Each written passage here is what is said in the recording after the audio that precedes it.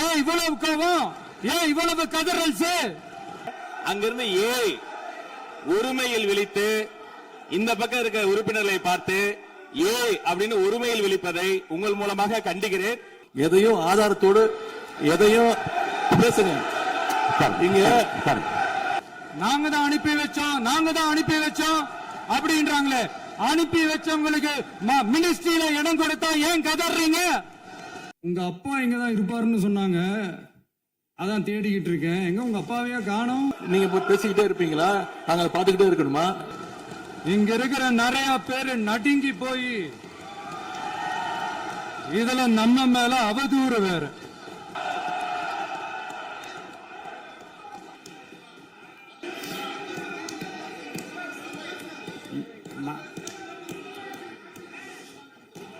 நாம ஏதோ ஷூட்டிங்ல இருந்து நேரா வந்து சிஎம் ஆன மாதிரியே சில பேர் ஒரு இமேஜ் கிரியேட் பண்றாங்க. 41 பேர் கரூர் சம்பவத்துல இழந்த வேதனை எல்லாம் எப்படி சொல்றதுனே தெரியல.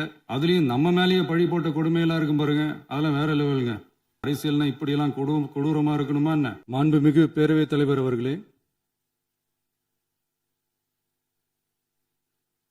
மாபெரும் தலைவர்கள் வழி நடத்திய மாண்பும் மாபெரும் வரலாற்று சிறப்பு கொண்ட இந்த சட்டமன்ற பேரவையின் 17வது சட்டமன்ற பேரவைக்கு நம்மையும் நம்ம தமிழக வெற்றி கழகத்தை சார்ந்த சட்டமன்ற உறுப்பினர்களையும் தேர்ந்தெடுத்து அனுப்பின நிரந்தரமாக என் நெஞ்சில் குடியிருக்கும் தாயன்புமிக்க தமிழக மக்கள் அனைவருக்கும் என்னுடைய மனப்பூர்வமான நன்றிகள். 17வது சட்டமன்ற கூட்டத்தொடரின் முதல் ஆளுநர் உரையின் மீதான நன்றி தெரிவிக்கும் தீர்மானத்திற்கு பதிலுரை வழங்க வாய்ப்பளித்த மாண்புமிகு பேரவைத் தலைவருக்கு நம் வணக்கத்தை தெரிவித்துக் கொள்கிறோம். மாண்புமிகு பேரவைத் தலைவர் அவர்களே, இந்த 17வது மாமன்றத்தில் அதிகப்படியான 12 கட்சிகளை சேர்ந்த பிரதிநிதிகள் தேர்ந்தெடுக்கப்பட்டிருக்கும். நாம கொள்கை ரீதியாகவும் நிலைப்பாடு ரீதியாகவும் வேறுபட்டு இருந்தாலும் மக்கள் பணி செய்வதுதான் நம்ம எல்லாருக்கும் பிரைமரியா இருக்கிற ஒரே எய்ம். அந்த வகையில தான் நம்ம எல்லாருமே நம்ம மக்களால் அங்கீகரிக்கப்பட்டு சட்டமன்றத்திற்கு வந்திருக்கிறோம். அதனால நாம கருத்தால் வேறுபட்டாலும் மக்கள் சேவை என்ற நோக்கத்தில் நம்ம மாநிலம் சார்ந்த விஷயங்கள்ல நாம எல்லாரும் ஒன்றிணைந்து பயணிச்சா நம்ம தமிழ்நாடு என்னைக்கும் எதிலையும் முதன்மை மாநிலமாக திகழும். ஆளுநர் உரைக்கு நன்றி தெரிவிக்கும் தீர்மானத்தில் பேசின மாண்புமிகு உறுப்பினர்களுக்கு நன்றி. எதிர்த்து பேசினாதான் எதிர்கட்சின்னு ப்ரூவ் பண்ண முடியும்னு நினைச்சுக்கிட்டு பேசின எதிர்கட்சியை சேர்ந்த எதிர்கட்சி தலைவர் உள்ளிட்ட மாண்புமிகு உறுப்பினர்களுக்கும் வணக்கமும் நன்றியும். பதிலுரை வழங்குற அதே நேரத்தில் நம்மளை சட்டமன்ற உறுப்பினராக தேர்ந்தெடுத்த பெரம்பூர் தொகுதி மக்களுக்கு நம்மளோட நெஞ்சார்ந்த நன்றிகள். அதே மாதிரி ராஜினாமா பண்ணிட்டாலும் நம்மளை தேர்ந்தெடுத்த திருச்சி கிழக்கு மக்களுக்கும் இந்த மன்றத்தில் நம்மளோட நன்றியை பதிவு செய்கிறோம். அப்புறம் நம்மளோட அரசியல் பயணத்தை பற்றியும் கொஞ்சம் பதிவு செய்ய விரும்புகிறோம். நாம் ஏதோ ஷூட்டிங்லேருந்து நேராக வந்து சிஎம் ஆன மாதிரியே சில பேர் ஒரு இமேஜ் கிரியேட் பண்ணுறாங்க. அவங்களுக்கு அவங்க ஆசைப்படுற லாங்குவேஜ்லேயே சொல்கிறோம், அது வெறும் ரீல் தான், ரியல் கிடையாது. ஒரு சாதாரண நடிகனாக நம்ம கெரியர் தொடங்குச்சு. அப்புறம் அப்படியே சின்சியராக உழைச்சி மேலே வந்தோம். நம்ம கெரியரில் நாம் மேலே வந்ததுக்கு இந்த விஜய் ஒருத்தன் மட்டுமே காரணம் இல்லை, அவனோட உழைப்பு மட்டுமே காரணம் இல்லை. இந்த விஜயோட உழைப்புக்கும் உயர்வுக்கும் பின்னாடி இருக்கிற ஒட்டுமொத்த தமிழ்நாட்டு மக்களோட அன்பும் அரவணைப்பும் தான் காரணம். ஒவ்வொரு வீட்டில் இருக்க ஒவ்வொருத்தரும் நம்மளை அவங்க வீட்டில் ஒருத்தனா ஏற்றுக்கிட்டது தான் நமக்கு கடவுளும் மக்களும் தந்த மிகப்பெரிய வரம். அதுக்காகவே கடவுளுக்கு சமமான நம்மளோட சொந்தங்களான தமிழக மக்கள் அனைவருக்கும் மீண்டும் மீண்டும் நன்றி. இப்படி நம்மளை தாயன்போடு அள்ளி அரவணைச்ச தமிழ்நாட்டு மக்களுக்கு நாம் எப்படியெல்லாம் துணையாக இருந்தோம், எப்படியெல்லாம் மக்களோட மக்களா இருந்தோம்னு சொல்றேன். 1990ஸ்லயே ரசிகர் மன்றமா இருந்தப்பவே மக்களுக்கு துணையா நிற்க ஆரம்பிச்சோம். அதுக்கப்புறம் நற்படி மன்றமாகவும் அதுக்கப்புறம் விஜய் மக்கள் இயக்கமாகவும் மாறி மக்களோட மக்களா நின்றுகிட்டு இருந்தோம். 2008 ஈழத் தமிழருக்கு ஆதரவா உண்ணாவிரதம் போராட்டம் செஞ்சோம். போர் முடிவுக்கு வரணும், நம்ம தொப்புள் கொடிய உறவுகளான ஈழத் தமிழர்களுக்கு பாதுகாப்பான நிம்மதியான ஒரு வாழ்வு கிடைக்கணும்னு அன்னைக்கே கோரிக்கை வச்சோம். 2009 ஆரம்பிச்ச விஜய் மக்கள் இயக்கம் வழியா நம்மளோட மக்கள் நல பணிகளை எக்ஸ்டெண்ட் அண்ட் எக்ஸ்பேண்ட் பண்ணிக்கிட்டே வந்தோம். கல்விக்கு துணையா இருந்தோம், சோஷியல் சர்வீஸ் செஞ்சோம், வெள்ள நிவாரணத்துல துணையா இருந்தோம், கொரோனா காலத்துல மக்களுக்கு தோள் கொடுத்தோம். விலையில்லா விருந்தகம், குருதியகம், முட்டைப்பால் ரொட்டி திட்டம், விழியகம், பயிலகம், நூலகம், இப்படி பல வழியில மக்களுக்கு துணையா இருந்தோம். அப்புறம் நம்மளோட திரைப்படங்கள்ல நம்மளால முடிஞ்ச வரைக்கும் ஊழல் எதிர்ப்ப சொன்னோம், சமூக நீதியை சொன்னோம், கல்வியை பத்தி சொன்னோம், அரசியலை பத்தி சொன்னோம். அரசியலை பத்தி பேசுனதுனால நம்ம படங்கள் சந்திச்ச இதுவரைக்கும் சந்திக்கிற பிரச்சனையை பத்தி எல்லாருக்குமே தெரிஞ்சதுதான். இது மட்டும் இல்லாம 2011 நாகப்பட்டினத்துல மீனவர் பிரச்சனைகளுக்கு ஆதரவா ஒரு பெரிய பொதுக்கூட்டம் நடத்தினோம். மீனவர்கள் மீதான தாக்குதலை கண்டிச்சு பேசி அதுல நம்மளோட எதிர்ப்பை பதிவு செஞ்சோம். 2017 ஜல்லிக்கட்டு போராட்டத்தில் தமிழர் பண்பாட்டு உரிமைக்கான நம்மளோட ஆதரவை தெரிவிச்சோம். 2018 ஸ்டெர்லைட் போராட்டம், துப்பாக்கி சூட்ல பாதிக்கப்பட்ட நம்ம சொந்தங்களை நேர்ல சந்திச்சு ஆறுதல் சொன்னோம். 2021 உள்ளாட்சி தேர்தலில் விஜய் மக்கள் இயக்க வேட்பாளர்கள் போட்டியிட்டு ஜெயிச்சாங்க. கல்வி விருது விழா நடத்தி சிறந்த மதிப்பெண் பெற்ற மாணவ மாணவிகளுக்கு ஊக்கத்தொகையும் பரிசும் கொடுத்தோம். 2024 தமிழக வெற்றி கழகத்தை ஆரம்பிச்ச உடனேயே CAA-வை எதிர்த்து அறிக்கை விட்டோம். அரசியல் கட்சி ஆரம்பிச்சு விழுப்புரம் மாவட்டத்தில் விக்கிரவாண்டியில நம்மளோட முதல் மாநில மாநாட்டிய வெற்றி கொள்கை திருவிழாவை நடத்தினோம். தந்தை பெரியார், பெருந்தலைவர் காமராஜர், அண்ணல் அம்பேத்கர், வீரமங்கை வேலுநாச்சியார், மக்கள் சேவகர் அஞ்சலை அம்மாள்னு நம்மளோட 5 கொள்கை தலைவர்களை அறிவிச்சோம். இந்தியாவிலே 2 பெண் ஆளுமைகளை கொள்கை தலைவர்கள் அறிவிச்ச ஒரே கட்சி நம்ம டிவிக்கு மட்டும்தான் என்ற பெருமையோடு அறிவிச்சோம். பெரியார் சொன்ன மாதிரியே அவர் சொன்னதுல நமக்கு ஏற்புடையதை மட்டும் எடுத்துக்கிட்டோம். அவரோட கடவுள் மறுப்பு கொள்கையில நமக்கு உடன்பாடு இல்லைன்னு ஓப்பனா அறிவிச்சோம். நமக்கு கடவுள் நம்பிக்கை உண்டுன்னு அறிவிச்சோம். யாரோட நம்பிக்கைக்கும் நாம் எதிரானவங்க இல்லைன்னு தெளிவா அறிவிச்சோம். பெண் கல்வி, பெண்கள் முன்னேற்றம், சமூக சீர்திருத்தம், சமூக நீதி, இப்படி பெரியாரோட கருத்துக்களை நிறையவே ஏத்துக்கிட்டோம்னு அறிவிச்சோம். அண்ணல் அம்பேத்கரோட சம வாய்ப்பு, சம நீதி, சமத்துவத்தை ஃபாலோ பண்ணுவோம்னு அறிவிச்சோம். பெருந்தலைவர் காமராஜரோட மதச்சார்பின்மையை ஏத்துக்கிட்டதோட அவரோட நேர்மையான நிர்வாகத்தையே ஒரு கொள்கையா ஏத்துக்கிட்டோம்னு அறிவிச்சோம். வீரமங்கை வேலு நாச்சியாரோட மண் மீட்பையும் சமூக நல்லிணக்கத்தையும் பின்பற்றுவோம்னு அறிவிச்சோம். மக்கள் சேவகர் அஞ்சலை அம்மாளோட விடுதலை வேட்கையையும் மக்களோட வாழ்வாதாரத்துக்காக உறுதியாக நிற்கிறதையும் பின்பற்றுவோம்னு சொன்னோம். எல்லாருக்கும் எல்லாமும் கிடைக்கணும், மதமும் நம் மதம்னு சொல்லி மதச்சார்பற்ற சமூக நீதி தான் நம்ம கொள்கைன்னு அறிவிச்சோம். நம்ம கொள்கை எதிரி யாரு, அரசியல் எதிரி யாருன்னு ஓப்பனா அறிவிச்சோம். எல்லாத்துக்கும் மேல பிறப்புக்கும் எல்லா உயிர்க்கும்ன்றத நம்மளோட அடிப்படை அரசியல் கோட்பாட்டா அறிவிச்சுட்டு தான் அரசியலுக்கே வந்தோம். நம்ம மதுரை மாநாட்டில் நம்மளோட தேர்தல் அரசியல் மற்றும் ஆட்சி அதிகார அரசியல் வழிகாட்டியா அறிஞர் அண்ணாவையும் புரட்சி தலைவர் எம்ஜிஆரையும் ஏத்துக்கிட்டதா அறிவிச்சோம். அப்புறம் இன்னனையும் நாம இங்க பதிவு செஞ்சே ஆகணும்.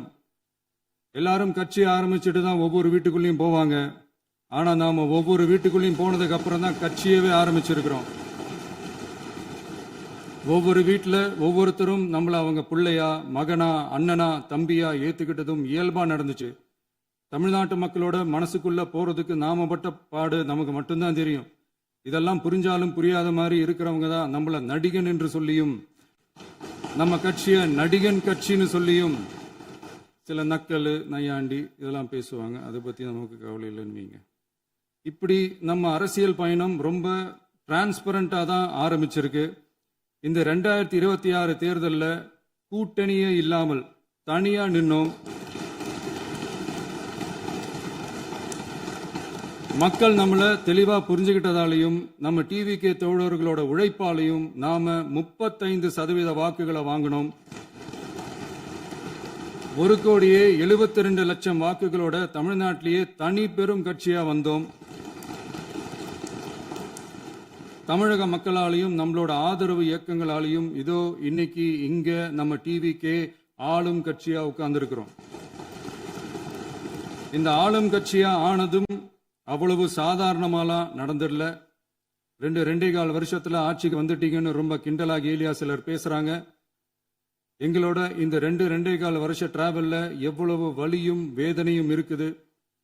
நம்மளோட மக்கள் சந்திப்புக்கே அவ்வளவு இடையூறு, அவ்வளவு தடைகள், ஊர் உலகத்துல யாருக்கும் இல்லாத ஒன்னா நமக்கு மட்டுமேன்னு தனியா ஸ்பெஷலா எக்ஸ்க்ளூசிவா நிறைய நிபந்தனைகள், நெருக்கடிகள், கட்டுப்பாடுகள், நம்மளை சந்திக்க வர்ற மக்களுக்கு சரியான பாதுகாப்பு இல்லாம, நம்ம கூட்ட நிகழ்ச்சிக்கு போதுமான பாதுகாப்பு இல்லாமன்னு இன்னும் வெளியே சொல்ல முடியாத நிறைய சூழ்ச்சிகள் எல்லாத்தையும் தாண்டி தான் நாம் இந்த இடத்துக்கு வந்திருக்கிறோம். But still miles to go. நம்ம டிராவல்ல எல்லாத்துக்கும் உச்சமா நம்மளோட சொந்தங்கள், நம்மளோட உறவுகள், 41 பேர் கரூர் சம்பவத்தில் இழந்த வேதனை எல்லாம் எப்படி சொல்றதுனே தெரியல. நம்ம மனசை விட்டு என்னைக்கும் அந்த வலியும் வேதனையும் நீங்கவே நீங்காது. அதுலயும் நம்ம மேலேயே பழி போட்ட கொடுமையெல்லாம் இருக்கும் பாருங்க, அதெல்லாம் வேற லெவலுங்க. என்னத்துக்கு அப்படியெல்லாம் செஞ்சாங்கன்னு தெரியல. அரசியல்னா இப்படியெல்லாம் கொடூரமா இருக்கணுமா என்ன? சரி விடுங்க. இந்த விஜய் இவனோட மக்களுக்காக எதையும் தாங்க தயாராகிட்டான். இவ்வளவு பெயின்ஃபுல்லான நம்ம பொலிட்டிக்கல் டிராவல்ல நம்மளோட மிகப்பெரிய ஆறுதலும் பலமும் என்ன தெரியுமா? என் நெஞ்சில் குடியிருக்கும் என்னோட தமிழ்நாட்டு மக்களும், என் உயிருக்கு உயிரான என்னோட தோழர்களும் தான். அவங்களோட பலத்தால தான். அன்னைக்கு 1967ல முன்னாள் முதல்வர் மாண்புமிகு அறிஞர் அண்ணா அவர்கள் தலைமையில் அமைஞ்ச சாமானியர்களோட ஆட்சி மாதிரி, 1977ல முன்னாள் முதல்வர் மாண்புமிகு புரட்சி தலைவர் எம்ஜிஆர் அவர்கள் தலைமையில் அமைஞ்ச மிக சாமானியர்களோட ஆட்சி மாதிரி, இதோ இன்னைக்கு அதே வரிசையில 2026 சட்டமன்ற தேர்தலில் இந்த விஜயோட தோழர்கள் இடம்பெற்ற ஒரு மிக மிக சாமானியர்களின் ஆட்சி அமைஞ்சிருக்கு. வாகை சூடும் வரலாறு திரும்பி இருக்கிறது. இப்படி ஒரு தீர்ப்பை மக்கள் அளிச்சதுனால தான் தமிழக வரலாற்றில் ஒரு மகத்தான கூட்டணி ஆட்சியை நாம் அமைச்சிருக்கிறோம். இளைஞர்களால என்ன செய்ய முடியும், பெண்களால என்ன செய்ய முடியும்னு கேட்டவங்களுக்கான பதில் தான் இன்னைக்கு அமைஞ்சிருக்கிற நம்ம ஆட்சி. ஒரே ஒரு குடும்பம் மட்டும் முக்கியம்னு சொல்றது நம்மளோட ஆட்சி அதிகார அரசியல் இல்ல. தமிழ்நாட்டில் இருக்கிற ஒவ்வொரு குடும்பமும் முக்கியம்னு சொல்றது தான் நம்ம அரசியல். நம்மளோட ஆட்சி அதிகாரம் அதான் நம்மளோட மனசாட்சி உள்ள மக்கள் ஆட்சி. இந்த 2026 தேர்தலில் யாராலும் உடைக்கவே முடியாதுன்னு சொன்ன மதத்தை உடைச்சோம், சாதியை உடைச்சோம், முக்கியமா காசு கொடுத்து ஓட்டு வாங்குற ஒரு நச்சு கலாச்சாரத்தையே சுக்கு நூறா தூள் தூளா உடைச்சிருந்தோம். நாம கிளீன் கவர்னன்ஸ் அண்ட் குட் கவர்னன்ஸ்ல உறுதியா இருக்கிறோம். இப்ப மட்டும் இல்ல, எப்பவுமே இப்படிதான் இருப்போம். இதுல 100% இது உண்மைன்றதுனால தான் பாரம்பரியமான தினத்தந்தி பத்திரிகை ஊழலின் ஊற்றுக்கண் அடைக்கப்படுகிறதுன்னு 16/6/2026 அன்னைக்கு ஒரு தலையங்கமே எழுதியிருக்கு. ஒரு தவறு செய்தால், அது தெரிந்து செய்தால் அவன் தேவன் என்றாலும் விடமாட்டேன் என்று எம்ஜிஆர் அன்று பாடினார். அதை இன்று விஜய் செயலில் காட்டுகிறார்னு அந்த எடிட்டோரியல்ல எழுதியிருக்கு. இந்த நேரத்தில் தினத்தந்திக்கு நம்மளோட நன்றியை தெரிவிச்சுக்கிறோம். அரசியலுக்கு வந்து 2 வருஷம் தான் ஆகுது. உங்களுக்கு என்ன தெரியும், உங்களால என்ன முடியும்னு கேலியா கேட்டவங்களுக்கு தினத்தந்தியோட பதிலை இப்போதைக்கு போதும்னு நினைக்கிறேன். என்னென்னமோ செய்வான்னு சொல்றானே இந்த விஜய், பல வருஷமா இருக்கிற ஒரு பதவி வெறி பிடிச்ச அரசியலை உடைச்சி எப்படி செய்வான்னு நம்ம மக்களை யோசிச்சிருவாங்க. இதோ இப்போ நம்ம மக்களுக்கு புரிஞ்சிருக்கும். இப்பவும் சொல்றோம், இது வெறும் ஆரம்பம் தாங்க. இந்த மாபெரும் சபையிலிருந்து கேட்கிற மக்களே, நமக்கு கொஞ்சம் அவகாசம் கொடுங்க. இதுக்கு முன்னாடி, அதாவது 2017 கடைசியில இருந்து 2026 ஏப்ரல் வரைக்கும் இருந்த புண்ணியவான்கள் ஆட்சியில ஒவ்வொரு டிபார்ட்மெண்ட்லயும் போட்ட ஏராளமான ஓட்டைகளை அடைச்சிக்கிட்டே படிப்படியா மக்களுக்கு நல்லதையும் செஞ்சுக்கிட்டே வருவோம். அதனாலதான் நமக்கு எதிரா யார் யாரோ சேரவே மாட்டாங்கன்னு நினைச்சவங்க எல்லாம் ஒன்னா சேர்றாங்க. நம்ம ஆட்சிக்கு டேட்டு குறிக்கிறாங்க.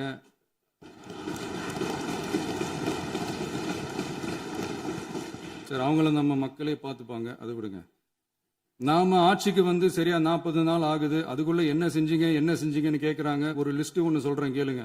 பெண்கள் பாதுகாப்புக்காக சிங்கப்பெண் சிறப்பு படை, 200 யூனிட் வரை கட்டணமில்லா மின்சாரம், போதைப் பொருள் ஒழிப்புக்காக தனிப்படை, குறுவை நெல் சாகுபடியை ஊக்குவிப்பதற்காக 134.83 கோடி சிறப்பு தொகுப்பு திட்டம், வழிபாட்டு தலம், ஸ்கூல், பஸ் ஸ்டாண்டுன்னு அதுக்கு பக்கத்துல இருக்கிற 717 மதுபான கடைகள் மூடப்பட்டன.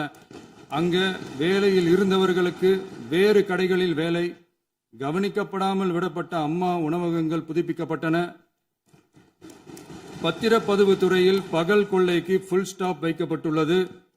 வருகையில்லா ஆவண பதிவு முறை கொண்டுவர உத்தேசிக்கப்பட்ட செயல்பாட்டில் உள்ளது. அரசு மற்றும் தனியார் மருத்துவமனையில் ஸ்கேன் மையங்களில் கருவுறுவதற்கு முன் மற்றும் பின் ஏற்படும் தவறுகளை கண்காணிக்கவும், மருத்துவ நிறுவனம் முறைப்படுத்தும் சட்ட விதிகள் பின்பற்றப்படுகிறதா என கண்காணிக்கவும், மருத்துவ மற்றும் ஊரக பணிகள் இயக்கத்தின் பயன்பாட்டிற்காக 40 புதிய வாகனங்கள் வழங்கப்பட்டுள்ளது. கூட்டுறவு வங்கியின் ஏழை எளிய மக்கள் வாங்கிய கடனுக்கு முதல் முத்தாய்ப்பாக ரூபாய் 2045 கோடி தள்ளுபடி வழங்கி ஆணையிடப்பட்டுள்ளது. ஒன்றிய அரசிடம் கேட்டுக்கொண்டதற்கிணங்க கடந்த 2 வருடமாக நிறுத்தி வைக்கப்பட்ட இருந்த ஜல் ஜீவன் மிஷன் திட்டம் புதுப்பிக்கப்பட்டு ஜல் ஜீவன் மிஷன் திட்டம் 2.0 நடைமுறைக்கு கொண்டு வரப்பட்டுள்ளது. 18,500 கோடி அளவில் உறுதியளிக்கப்பட்ட காஞ்சிபுரம் மாவட்டத்தில் மைய விரிவாக்க திட்டம், கோயம்புத்தூரில் மின்னணு பொருட்கள் மற்றும் மின்னணு அமைப்புகள் உற்பத்தி திட்டம் மற்றும் திருவள்ளூர் மாவட்டத்தில் காட்டுப்பள்ளி LNT கப்பல் கட்டும் தளம் விரிவாக்க திட்டத்திற்கு ஒப்பந்தங்கள் போடப்பட்டுள்ளன. அனைத்து நிர்வாக நடவடிக்கைகளும் மின்னணு முறையில் மாற்றம் கொண்டுவர நடவடிக்கை எடுக்கப்பட்டு வருகிறது. சட்டவிரோத கல்குவாரி மற்றும் அனுமதியின்றி கனிமங்களை எடுத்துச் செல்வது தடுக்கப்பட்டுள்ளது. பல்வேறு குவாரிகள் சீல் வைக்கப்பட்டுள்ளன. கனிமங்களை கண்காணிப்பது, எல்லைகளை நிர்ணயிப்பது மற்றும் ஆளில்லா விமானம் மூலம் அளவீடு செய்வது போன்றவற்றை செயல்படுத்துவதற்கான பணிகள் மேற்கொள்ளப்பட்டு வருகின்றன. அனைத்து துறைகளிலும் அலுவலர் தலையீடு இல்லாமல் லஞ்ச லாவண்யமற்ற தமிழகத்தை உருவாக்க அனைத்து நடவடிக்கைகளும் முடுக்கிவிடப்பட்டுள்ளது. இதெல்லாம் சாம்பிள் தான், இன்னும் இருக்கு. இந்த வெறும் 40 நாளுக்குள்ளேயே இவ்வளவு செஞ்சிருக்கோம்னா இனி வர்ற நாட்கள்ல கொஞ்சம் கொஞ்சமா படிப்படியா ஸ்டெடியா உழைச்சி லஞ்சலாவணம் இல்லாத, ஊழல் இல்லாத, பெண்களுக்கு பாதுகாப்பான, சுதந்திரமான, டிரான்ஸ்பரண்டான தமிழ்நாட்டை நம்ம சொந்தங்களான தமிழக மக்களுக்கு தர்றது தான் நம்மளோட ஒன் அண்ட் ஒன்லி டார்கெட். கண்டிப்பா அதை நிறைவேற்றியே காட்டுவோம்.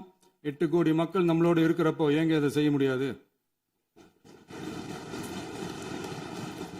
மாண்புமிகு பேரவைத் தலைவர் அவர்களே, தமிழ்நாட்டின் கருவூலம் எப்படி திசை மாறி உருமாறி தேய்ந்து ஓய்ந்து கிடைக்கிறதுன்னு சொன்னாங்க.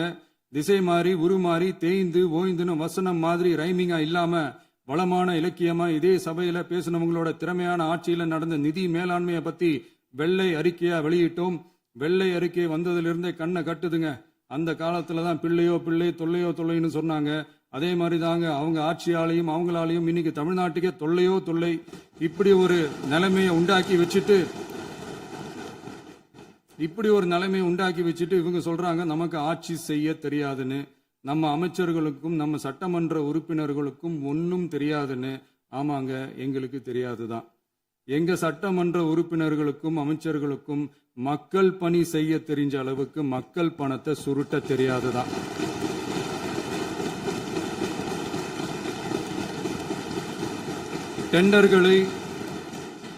டெண்டர்களை முறைப்படுத்த தெரிஞ்ச அளவுக்கு அதோட ரேட்டை உயர்த்தி ஊழல் செய்ய தெரியாதுதான். பதவி உயர்வு வழங்கவும் பணி இடமாற்றம் கலந்தாய்வு நடத்தவும் தெரியுமே தவிர பதவி உயர்வுக்கும் பணியிட மாற்றத்திற்கும் பணம் பறிக்க தெரியாதுதான். புதிய பணியிடங்கள் உருவாக்க தெரியுமே தவிர அந்த பணியிடங்களை பணத்துக்கு விற்க தெரியாதுதான். கோயில்கள்ல நடக்கிற நிர்வாக சீர்கேட்டை தடுக்க நீங்க பேசுங்க, நீங்க கண்டிப்பா பண்ணுங்க. கோயில்கள்ல நடக்கிற நிர்வாக சீர்கேட்டை தடுக்க தெரியுமே தவிர கோயில் பணத்தை கொள்ளையடிக்க தெரியாதுதான். தங்கத்தை உருக்கி தாரை வார்க்க தெரியாதுதான். கனிம வளத்தை பாதுகாக்க தெரிஞ்ச அளவுக்கு கனிமத்தை வித்து கொள்ளையடிக்க தெரியாதுதான். அரசு வருமானத்தை அரசு கஜானாவுக்கு மாத்த தெரிஞ்ச அளவுக்கு அந்த பணத்தை தனிப்பட்ட கஜானாவுக்கு மடை மாத்த தெரியாதுதான். போதை கலாச்சாரத்தை தடுக்க தெரிஞ்சவங்களுக்கு போதை கலாச்சாரத்தை வளர்க்க தெரியாதுதான். நம்ம குடும்பத்தில் இருக்கிற பாட்டி, அம்மா, அக்கா, தங்கச்சி, குழந்தைங்களை, பெண்களை மதிக்க தெரிஞ்சவங்களுக்கு ஓசி பஸ், 1000 ரூபாய் கேஸு இப்படியெல்லாம் பேச தெரியாதுதான். எங்க உறுப்பினர்களுக்கும் அமைச்சர்களுக்கும் மக்கள் சேவை தெரிந்த அளவிற்கு சுயநல தேவையை செஞ்சிக்க தெரியாதுதான். அதனாலதான் சொல்றோம், எங்களை பார்த்து எதுவும் தெரியாதுன்னு சொல்றவங்களுக்கு சொல்றோம், இதெல்லாம் எங்களுக்கு தெரியாதுதான். உங்களை மாதிரி முறைகேடுகளை செய்யறத நாங்க தெரிஞ்சுக்கவும் போறதில்ல, தெரிஞ்சுக்கவும் ஆசைப்படல. அத கடைசி வரைக்கும் எங்களுக்கு தெரியாமலே இருந்துட்டு போகட்டும். அதனால நாங்களும் எங்க மக்களும் வெரி வெரி ஹாப்பி தான். மாண்புமிகு பேரவைத் தலைவர் அவர்களே, எதிர்ப்பவர்கள் எதிர்க்கட்சி என்பதற்காக எங்கள் ஆட்சி மீது 1000 பழி போடலாம். ஆனாலும் தமிழக மக்களுக்கு உண்மையை உணர்த்த வேண்டியது நம்மளோட கடமை. மின்வெட்டை பொறுத்தவரை தமிழ்நாடு மின்மிகை மாநிலமாக இருந்தாலும் கடந்த காலங்களில் ஏற்பட்ட நிர்வாக குளறுபடிகளும் மின்சார சாதனங்கள் மற்றும் மின் மாற்றிகளில் ஏற்படும் பழுதாலும் வேண்டுமென்றே சிலரின் நடவடிக்கைகளாலும் இந்த மின்வெட்டிற்கு காரணமாக உள்ளது. மின் விநியோக மீட்பு நடவடிக்கைகளை ஒருங்கிணைப்பதற்காக எதிர்பாராமல் இரவு நேரங்களில் ஏற்படும் மின் தடங்களை விரைந்து சரி செய்வதில் 10 உயர்மட்ட கண்காணிப்பு குழுக்கள் மற்றும் 125 சிறப்பு மின் தடை நீக்க ரோந்து வாகனங்கள் வழங்கப்பட்டு 24 மணி நேரமும் கண்காணிக்கப்படுகிறது. கூடுதலாக தற்போது 77 புதிய மின் தடை நீக்க மையங்களும் உருவாக்கப்பட்டுள்ளன. விரைவில் இந்த மின்வெட்டு நிலைமை அறவே நீக்கப்படும். மாண்புமிகு பேரவைத் தலைவர் அவர்களே, நம்ம விவசாயிகள் எல்லாரும் நம்மளை நல்லா புரிஞ்சுக்கிட்டு தமிழக வெற்றி கழகத்தை ஏத்துக்கிட்டாலும் எதிர்கட்சிகளோட தூண்டுதலால சில இடங்கள்ல சில போராட்டங்கள் நடக்குது. எதிர்கட்சிகள் என்னதான் சித்து வேலை செஞ்சாலும் விவசாய பெருமக்கள் எல்லாரும் நம்ம ஆட்சி அவங்களுக்கான ஆட்சி தான் நல்லா புரிஞ்சுதான் வச்சிருக்கிறாங்க. இந்த வருஷம் எல் நினோ விளைவா எப்பவும் இருக்கிறத விட இந்த டைம் மழை குறையுங்கிறதையும் நம்ம விவசாயிகள் உணர்ந்துதான் இருப்பாங்க. இருந்தாலும் நம்ம அரசு நம்ம விவசாயிகளோட வாழ்வாதாரத்துக்காக பக்கபலமாகவும் உறுதியாகவும் துணை நிற்கும்ங்கிறத தெரிவிச்சுக்கிறோம். நம்ம தமிழகத்தில் ஏற்கனவே நடந்த அதி அற்புதமான சூப்பரான நிர்வாக திறன் கொண்ட 50 வருஷ அரசியல் அனுபவம் கொண்ட 2.0, 3.0, 4.0 பல 0.0 மாடல் ஆட்சி நடத்த கனவு கண்டவங்களோட அட்டகாசமான ஆட்சிக்காரங்க பல்வேறு விதமான நிதி நெருக்கடியை நம்ம மக்களுக்கும் நமக்கும் பரிசா கொடுத்துட்டு போய் இருந்தாலும் கூட்டுறவு வங்கிகளின் மூலம் 75,000 வரை பயிர்கடன் பெற்று குறு சிறு இதர பெரு விவசாயிகளுக்கு 100% முழுமையான பயிர்கடன் தள்ளுபடியும் 75,000க்கு மேல் கடன் பெற்றவர்களுக்கு குறைந்தபட்சமாக 35,000 பண பயன் கிடைக்கும் அளவிற்கு மொத்தம் 14,43,504 விவசாயிகளுக்கு ரூபாய் 5,932.23 கோடி பயிர்கடன் தள்ளுபடி வழங்கப்பட்டுள்ளது. மாண்புமிகு பேரவைத் தலைவர் அவர்களே, நாம ஒன்றியத்தில் கூட்டுறவு கூட்டாட்சி, மாநிலத்தில் சுயாட்சி என்ற கொள்கையை கொண்டவங்க தான் ஏற்கனவே அறிவிச்சிருக்கிறோம். தற்போதைய ஒன்றிய அரசு சார்ந்த கட்சியுடன் அரசியலில் கொள்கை அளவில் நேர் எதிராக நிற்கிறவங்க தான் நாம. அதே சமயத்தில் எதுக்கெடுத்தாலும் கண்ணை மூடிக்கிட்டு ஒன்றிய அரசோட மோதல் போக்கை விரும்புறவங்க நாம இல்ல. நமக்கு எப்பவுமே தமிழகத்தின் வளர்ச்சி மட்டும்தான் முக்கியம். அதுக்காக நம்மளோட அரசியல் ரீதியான கொள்கைகளையோ மாநில உரிமைகளையோ கொஞ்சம் கூட விட்டு கொடுக்கவே மாட்டோம். அதுல ரொம்ப தெளிவாகவும் உறுதியாகவும் இருக்கிறோம். இனியும் இப்படித்தான் இருப்போம். அதுல ஒருபோதும் மாற்றமே இருக்காது. அதனால இதுல யாரு திசை திருப்ப வேலையில் ஈடுபட்டாலும் அவங்க எல்லாரும் மக்கள் மத்தியில் தோற்பது உறுதி. எனவே நம்ம மக்களுக்கோ சிறுபான்மை சகோதரர்களுக்கோ நம்ம ஆதரவு இயக்கங்களுக்கோ எந்தவித சந்தேகமும் வேண்டாம். நாம் யாரோட டீமும் இல்ல. நாம எப்பவுமே பியூரான பீப்புள்ஸ் டீம். இன்னும் சொல்ல போனா நாம secular team, social justice team. மாண்புமிகு பேரவைத் தலைவர் அவர்களே, அரசு விழாக்கள், கல்வி நிறுவனங்கள் மற்றும் பல அதிகாரப்பூர்வ நிகழ்ச்சிகளோட தொடக்கத்தில் நம்ம தமிழ்தாய் வாழ்த்த பாடுறது தான் வழக்கமா இருக்கு. தமிழ்தாய் வாழ்த்த பொறுத்த வரைக்கும் நம் அரசு இதுல நம்மளோட உறுதியான நிலைப்பாட்டை ஒன்றிய அரசுக்கு மிக தெளிவா தெரிவிச்சிருக்கு. அது இல்லாம இதில் மாநில அரசின் கொள்கைக்கு ஏற்ப ஒன்றிய அரசின் அறிவிக்கையில் திருத்தம் மேற்கொள்ள கோரிக்கையும் விடுக்கப்பட்டுள்ளது.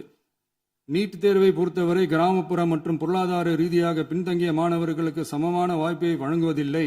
மருத்துவ கல்வியில் சமூக நீதி மற்றும் சம வாய்ப்பை நீட் பாதிக்கிறது என்பதை உணர்கிறோம். எனவே மருத்துவ படிப்புகளுக்கான சேர்க்கையை 12ஆம் வகுப்பு மதிப்பெண்களின் அடிப்படையில் நடத்த வேண்டும் என்று நமது அரசு வலியுறுத்தி வருகிறது. மத்திய அரசிடம் நீட்டிலிருந்து தமிழ்நாட்டிற்கு விலக்கு வழங்க வேண்டும் என்று கோரிக்கை விடுத்துள்ளது. மாண்புமிகு பேரவைத் தலைவர் அவர்களே, பேரறிஞர் அண்ணா அவர்கள் தலைமையிலான அரசு 1968இல் இருமொழி கொள்கையை நடைமுறைப்படுத்தியது. தமிழ் ஆட்சி மொழி, தமிழ் மொழியை பாதுகாப்பது, மாணவர்களுக்கு ஆங்கிலத்தின் மூலம் உலக அளவிலான வாய்ப்புகளை வழங்குவது, எந்த ஒரு மொழியையும் கட்டாயமாக திணிப்பதை தவிர்ப்பது மற்றும் எதிர்ப்பது, நிலத்தின் மொழி மற்றும் பண்பாட்டு அடையாளத்தை பேணுவது என்பதை நம் தமிழக வெற்றிக் கழக ஆட்சி ஏற்றுக்கொண்டுள்ளது. எனவே தமிழ்நாட்டில் தமிழ் ஆட்சி மொழி மற்றும் இருமொழி கொள்கை என்பதில் நமக்கு மாற்று கருத்தே இல்லை. மாண்புமிகு பேரவைத் தலைவர் அவர்களே, கடந்த 11/6/2026 அன்று நடந்த நிதி ஆயோக் கூட்டத்தில் தமிழ்நாடு அரசின் சார்பாக கலந்து கொண்டு வறுமையற்ற தமிழ்நாடு இயக்கம் உருவாக்க தேவையான நிதியையும், தமிழ்நாட்டுக்கு 2 எய்ம்ஸ் மருத்துவமனைகளை தருமாறும், மருத்துவம் மற்றும் பல் மருத்துவ படிப்பிற்கு 12ஆம் வகுப்பு மதிப்பெண் அடிப்படையில் இடங்களை நிரப்புதல் குறித்தும், செயற்கை நுண்ணறிவு தொடக்க நிறுவன வளர்ப்பு மையங்கள் தமிழ்நாட்டில் அமைக்கவும், இளைஞர் திறன் மற்றும் வேலைவாய்ப்பு இயக்கம் செயல்படுத்த வேண்டியும், பெண்கள் தலைமையிலான வளர்ச்சி குறித்தும், மீனவ சமுதாயங்களின் வாழ்வாதாரம் மற்றும் மீன்பிடி படகுகள் மற்றும் மீனவர்களை விடுவித்தல் குறித்து நிரந்தர நடவடிக்கை எடுக்க வேண்டியும், காலநிலை தாங்கும் தன்மை பெருந்திட்டம் 2045இல் கீழ் விண்வெளி உற்பத்தி மையத்தை தேசிய விண்வெளி உற்பத்தி மையமாக அறிவிக்க கோரியும், தமிழ்நாட்டில் சாலை போக்குவரத்து, நெடுஞ்சாலை மற்றும் ரயில்வே அமைச்சகத்தின் மேம்பாட்டு குறித்தும், அனைத்து கிராமங்களையும் டிஜிட்டல் இணைப்பு வசதி ஏற்படுத்துதல் குறித்தும், கூட்டு குடிநீர் திட்டம் தொடரவும், அரசின் விழாக்களில் தமிழ்தாய் வாழ்த்துக்கான முதலிடத்திற்கான கோரிக்கையும், மேகதாது அணை கட்டுமான நிறுத்தத்தை உறுதிப்படுத்தவும், மாநிலத்தின் மீது மும்மொழி கொள்கையை வற்புறுத்தாமல் புதிய கல்விக் கொள்கையை திணிக்காமல் தமிழகத்திற்கான கல்வித் தொகை ரூபாய் 3284 கோடியை விடுவிக்க கோரியும், ஆண்டுதோறும் 5 லட்சம் இளைஞர்களுக்கு உதவித் தொகையுடன் கூடிய பணியினை தொழில்நுட்ப பயிற்சி வழங்க ஒத்துழைப்பு வழங்குமாறும், ஒகேனக்கல் 3ஆம் கட்ட கூட்டு குடிநீர் திட்டத்திற்கான நிதி ரூபாய் 2283.40 விடுவிக்கவும், வேலை வாய்ப்பு மற்றும் வாழ்வாதாரத்துக்கான உத்தரவாத திட்டத்தின் கீழ் வேலை வாய்ப்புகளை உருவாக்க உடனடி நடவடிக்கை மேற்கொள்ள வேண்டியும் மற்றும் திருக்குறளை தேசிய இலக்கியமாக அறிவிக்குமாறும் தமிழ்நாடு சார்பில் பேசியுள்ளோம் என்பதை தெரிவித்துக் கொள்கிறோம். மாண்புமிகு பேரவைத் தலைவர் அவர்களே, அண்டை மாநிலங்களுடனான நட்புறவு ஒரு மாநிலத்தின் வளர்ச்சிக்கும் நாட்டின் ஒற்றுமைக்கும் மிகவும் அவசியமானது. தமிழ்நாடு தனது அண்டை மாநிலங்களுடன் நதி நீர் பங்கீடு, பொருளாதாரம், கல்வி, கலாச்சாரம் மற்றும் போக்குவரத்து துறைகளில் நல்லுறவை பேணி வருகிறது. பரஸ்பர மரியாதை, ஒத்துழைப்பு மற்றும் கூட்டாட்சி தத்துவத்தின் அடிப்படையில் அண்டை மாநிலங்களுடனான நட்புறவை வலுப்படுத்தவும் நமது ஆட்சியில் காக்கப்படுகிறது. மாண்புமிகு பேரவைத் தலைவர் அவர்களே, சட்டம் ஒழுங்கை பத்தி பேச்சு வந்தது. சட்டம் ஒழுங்கு சரியா இருக்கணும் அப்படின்றதுல எங்களுக்கு மாற்று கருத்தே கிடையாது. கண்டிப்பா லா அண்ட் ஆர்டர் கரெக்டா இருக்கணும், கரெக்டா இருக்கும், இருக்க வைப்போம். அதே மாதிரி பெண்கள் பாதிக்கப்படுறதையும் இங்க யாராலையும் சகிச்சுக்கவே முடியாது. அதுக்கான கடுமையான நடவடிக்கைகள் நம்ம அரசு எடுத்துக்கிட்டு இருக்கிறோம். இந்த சிங்கப்பெண் சிறப்பு அதிரடிப்படை கூட அதுக்கான ஒரு ஃபர்ஸ்ட் ஸ்டெப் தான். அதே மாதிரி இந்த போதைப் பொருள் நடமாட்டம் அதை கண்ட்ரோல் பண்றதுக்கும் நம்ம அரசு கடுமையான நடவடிக்கைகள் எடுத்துக்கிட்டு இருக்கிறோம். அதையும் கண்டினியூ பண்ணி எடுப்போம். மாண்புமிகு பேரவைத் தலைவர் அவர்களே, இப்ப நான் சொன்ன இந்த பிரச்சனைகள்லாம் 2026 போன மாசம் மே மாசம் 10ஆம் தேதி புதுசா வந்துடல. இதெல்லாம் பல வருஷமா இருக்கிற பிரச்சனைகள் தான், பல வருஷமா கண்டுக்காம விட்ட பிரச்சனைகள் தான். இன்னைக்கு எதிர்கட்சிக்காரங்க அதை பத்தி கேட்கும் போது எனக்கு அது அக்கறையா தெரியல, அவதூறு அரசியலா தான் தெரியுது, பழி போடுற அரசியலா தான் தெரியுது. இப்படி அவதூறு பழி போடுறவங்களை பார்த்து ஒன்னே ஒன்று தான் கேட்கணும்னு தோணுது. கடந்த 9-10 மாசமா நம்ம ஸ்டேட்ல சட்டம் ஒழுங்கு டிஜிபியே இல்லை. சட்டம் ஒழுங்கு டிஜிபியை போடுங்கன்னு சொல்லி எல்லாம் ஓஞ்சி போயிட்டோம். போன ஆட்சியில் நடந்ததுக்கெல்லாம் இப்பதான் விடையே கண்டுபிடிக்கிறோம் நம்ம ஆட்சியில்.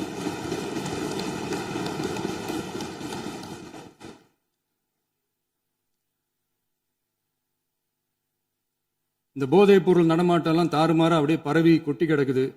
இதெல்லாம் இனிஷியல் ஸ்டேஜ்லயே யார் கண்ட்ரோல் பண்ணியிருக்கணும்? போலீஸ் டிபார்ட்மெண்ட் அப்போ யார் கையில் இருந்தது? இத்தனை கேள்வி நம்மளை பார்த்து கேட்கறாங்களே, ஒரே ஒரு கேள்வி தான் நான் கேட்கணும்னு தோணுது. போலீஸ் டிபார்ட்மெண்ட்டை கையில் வச்சுக்கிட்டே பிகினிங்லேயே இனிஷியல் ஸ்டேஜ்லேயே இந்த போதைப் பொருள் நடமாட்டத்தை ஏன் கண்ட்ரோல் பண்ணல? மனசாட்சி உள்ளவங்க இந்த பிரச்சனையெல்லாம் ஏன் நடக்குதுன்றது அவங்களுக்கே நல்லா தெரியும். இன்னைக்கு வந்து சட்டம் ஒழுங்கை பத்தி கேள்வி கேட்கக்கூடாதா அப்படின்னா தாராளமா கேட்கலாம். இது ஜனநாயக அரசு, மன்னராட்சிலாம் கிடையாது, மனசாட்சி உள்ள மக்களாட்சி. அதனால கேள்வி கேட்கலாம், எல்லாருக்கும் எல்லா உரிமையும் உண்டு. விமர்சனம் செய்யலாம், எல்லாருக்கும் எல்லா உரிமையும் உண்டு. ஆனா நம்ம ஆட்சியில் என்ன நடவடிக்கைகள் எடுத்திருக்கோன்றது தெரிஞ்சுக்கிட்டு அதுக்கு ஏற்ற மாதிரி ஒரு நடுநிலையா பேசுனீங்கன்னா கொஞ்சம் நல்லா இருக்கும். சட்டம் ஒழுங்கை பத்தி யாருக்கு என்ன யோசனை இருந்தாலும், மக்கள் நலனுக்காக யாருக்கு என்ன யோசனை இருந்தாலும் அதை தாராளமாக சொல்லலாம். நம்ம அரசு அது காது கொடுத்து கேட்கும். ஆனா நம்ம அரசனுடைய நிர்வாகத்திறன் அதை பத்தி பேசுறவங்களுக்கு இந்த ஊரடிச்சு உலையில போட்டு ஊழல் மேல ஊழலா செஞ்சுக்கிட்டு அதுல இருந்து தப்பிக்கிறதுக்கு பேர் தான் நிர்வாகத்திறன் அப்படின்னு சொன்னா, அப்படிப்பட்ட ஒரு ஊழல் செய்யற நிர்வாகத்திறனை நம்ம அரசு ஒரு நாளும் செய்யாது. பொட்டி பெட்டியா பணத்தை வச்சுக்கிட்டு, பெட்டியை வச்சு எல்லாம் செஞ்சுக்கிட்டு, போதைப் பொருள் பாதுகாவல் கழக மாடல் அரசாங்கம் செஞ்ச ஒவ்வொரு ஊழலா வெளியில வந்துகிட்டு இருக்கு. டாஸ்மாக்ல அது என்னப்பா அது பேரு, பார்ட்டி ஃபண்ட், கட்சி நிதி அப்படின்ற பேர்ல அடிச்ச கொள்ளையெல்லாம் ஒண்ணா இப்போ கவர்மெண்டோட கஜானாவுக்குள்ள கொண்டு சேர்த்துக்கிட்டே இருக்கிறோம். உட்காருங்க. மாண்புமிகு முதல்வர்கள் பதிலுரைக்கு பிறகு முதல்வர் பதிலுரைக்கு பிறகு நேரம் தரேன். அப்ப பேசட்டும், அவங்க பேசட்டும். அவங்கள பேச அனுமதி. உட்காருங்க, உட்காருங்க.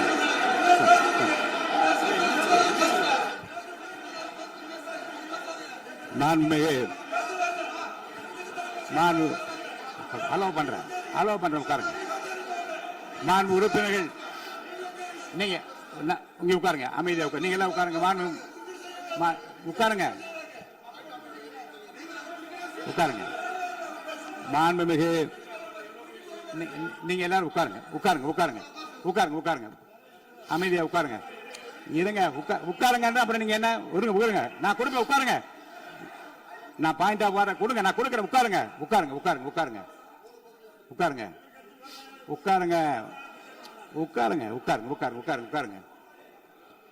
மாண்புமிகு முதல்வர் அவர்கள்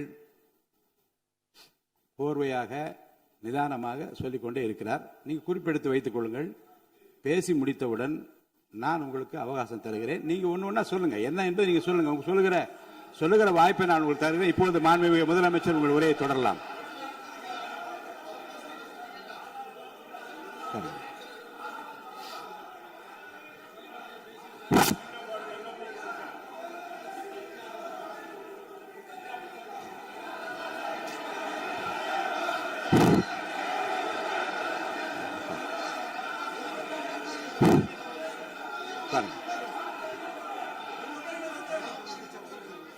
நான் எழுந்த பிறகு உட்கார்றதா முறை. உட்காருங்க, எல்லாரும் உட்காருங்க. தேசிய உட்கார். நான் அலோவ் பண்றேன். உட்காருங்க, அமைதியா உட்காருங்க. நான் அலோவ் பண்றேன். அமைதியா உட்காருங்க. அங்க இருந்து குரல் கொடுக்காதீங்க. உட்காருங்க.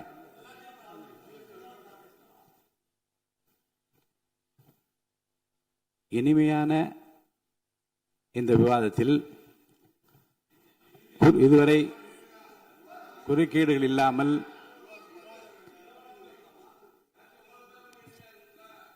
கொஞ்சம் அமைதியா இருங்க. மாண்புமிகு முதல்வர் அவர்கள் பேசி முடித்தவுடன் பாயிண்ட் ஆஃப் ஆர்டர் கேட்டிருக்கேன், நான் அனுமதிக்கிறேன். எதிர்க்கட்சி தலைவருக்கு மட்டும் நான் அனுமதி தருகிறேன். அவர் எழுந்து பேசலாம். மாண்பு முதலமைச்சர் நீங்க கண்டினியூ பண்ணி முடிக்கலாம். நீ எல்லாரும் எழுந்துச்சீங்கன்னா சரி வராது. உட்காருங்க. நான் சொல்லியிருக்கேன்.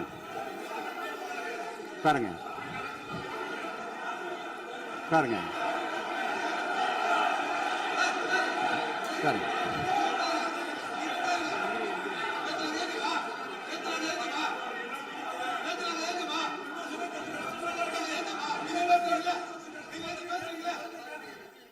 மாண்பு உறுப்பினர் அமைதி காக்க வேண்டும். நேற்று எதிர்க்கட்சி தலைவர் பேசுகிற போதும் அவர் பேசுகிற எல்லாவற்றுக்கும் நான் அனுமதி அளித்தேன். அதில் பாயிண்ட் ஆஃப் கேளுங்க. அந்த விவாதத்தில் கேளுங்க. இப்போதும் மாண்புமிகு முதலமைச்சர் அவர் பேசி முடித்த பிறகு நான் உங்களுக்கு அதுக்குரிய அவகாசத்தை தருகிறேன். நீங்க கேள்வி கேளுங்க.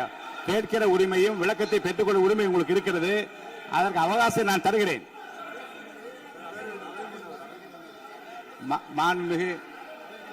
மாண்புமிகு உறுப்பினர் அமருங்க. நான் என் தீர்ப்பை சொல்லுகிறேன். மாண்புமிகு முதலமைச்சர் அவர்கள் பேசி முடித்தவுடன் எதிர்க்கட்சி தலைவருக்கு அந்த வாய்ப்பை நான் தருகிறேன். நிச்சயமா அந்த கேள்வி கேட்கலாம். உட்காருங்க எல்லாரும். பேரவை முன்னவர் பேசுங்க. மாண்பு பேரவைத் தலைவர் அவர்களே, இன்று இவர்கள் முயற்சி செய்வது அவர் ஆளுங்கட்சியாக இருக்கின்ற போது இருங்க, நான் சொல்லிடுறேன் ப்ளீஸ். ஒரே நிமிஷம் நான் சொல்லிடுறேன் ப்ளீஸ்.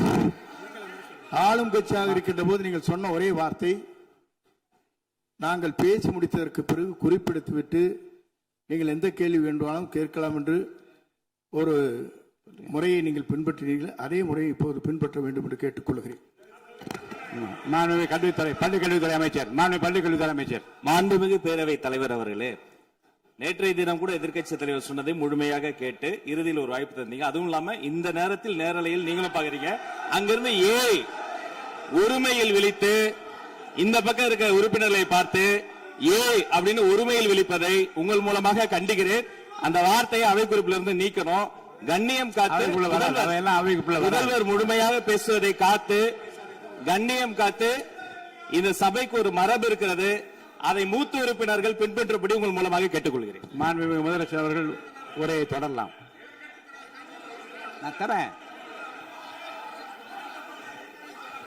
நான் உறுதியாக மாண்புமிகு முதலமைச்சர் அவர்கள் பேசி முடித்தவுடன் எதிர்க்கட்சி தலைவருக்கு அந்த வாய்ப்பு தரப்படும் என்பதை உறுதியாக சொல்லிவிட்டேன். இடையிலே குறுக்கீடு செய்யாமல் அந்த பேச்சு முழுமையாக பேசி முடிக்க நீங்கள் அனுமதி வழங்க வேண்டும் என்று கேட்டுக்கொள்கிறேன். அமைதியா உட்காருங்க. அவங்க பேசி முடிக்கட்டும், நீங்க கேளுங்க. நான் என்ன சொல்றேன், கேட்கிற உரிமையும் விளக்கத்தை கேட்டு பெற உரிமை உங்களுக்கு இருக்கிறது. ஆனா இடையிலே குறுக்கீடு செய்யாமல் அதை முடிக்கும்படி நான் கேட்டுக்கொள்கிறேன். மாண்புமிகு முதலமைச்சர் அவர்கள் தொடர்ந்து நீங்க பேசலாம்.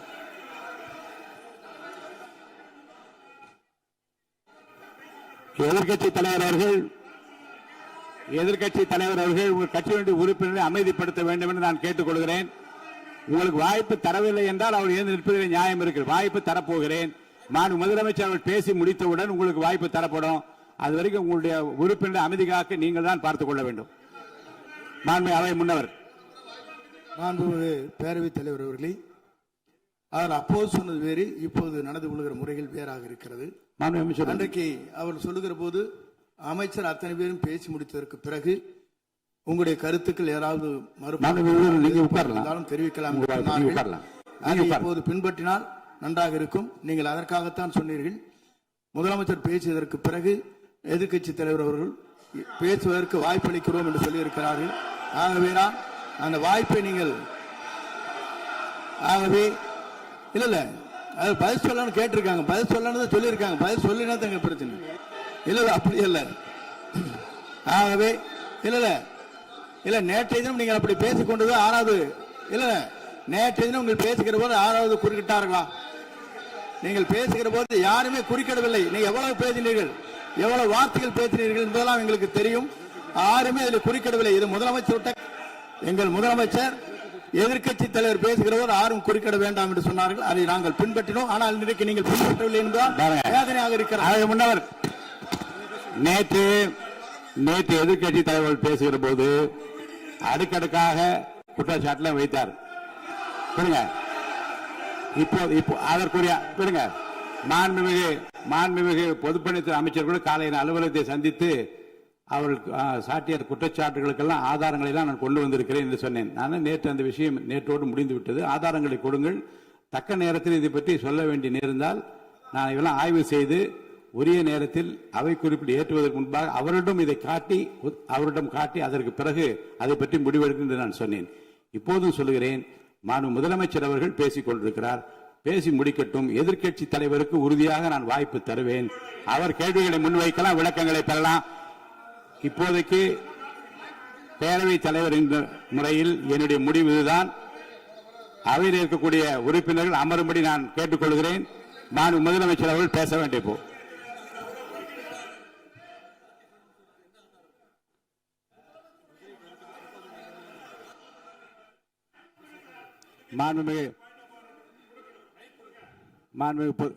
இருங்க. அதை முன்னவர் முடிக்கட்டும்.